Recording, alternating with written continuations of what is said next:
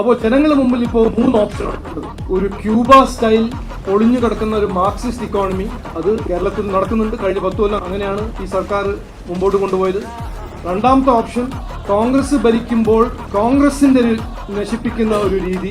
അത് നമ്മൾ 10 കൊല്ലം UPA സർക്കാരിൽ കണ്ടതാണ്. വിലക്കയറ്റം, തൊഴിലില്ലായ്മ, അഴിമതി, ഫൈനാൻഷ്യൽ സെക്ടർ തകർന്നു കിടക്കുന്ന സ്ഥിതി, ഓയിൽ മാർക്കറ്റിംഗ് കമ്പനീസിന്റെ ബാങ്ക്രപ്സി. ഇന്നും കോൺഗ്രസ് ഭരിക്കുന്ന കർണാടകയിൽ അവിടുത്തെ ഡെപ്യൂട്ടി ചീഫ് മിനിസ്റ്റർ പറയുന്നു ഞങ്ങൾക്ക് ഡെവലപ്മെന്റിന് കാശില്ല. മൂന്നാമത്തെ ഓപ്ഷൻ, 12 കൊല്ലം മുമ്പേ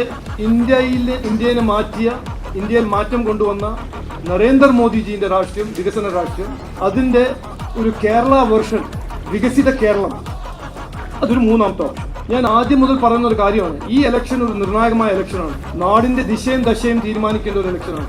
കുട്ടികളുടെ ഭാവി തീരുമാനിക്കേണ്ട ഒരു ഇലക്ഷനാണ്. അപ്പോൾ ആ ഭാവി, ആ വികസനം CPMന്റെ മാർക്സിസ്റ്റ് പോളിസീസ് ആണോ, കോൺഗ്രസ് ആണോ, കോൺഗ്രസിന്റെ സാധ്യത എന്താണ്, നമ്മുടെ ഭാവിനെ കുറിച്ച് അവർ എന്തെങ്കിലും ചെയ്യാൻ സാധിക്കുമോ അവർക്ക്? BJP NDA ആണ്.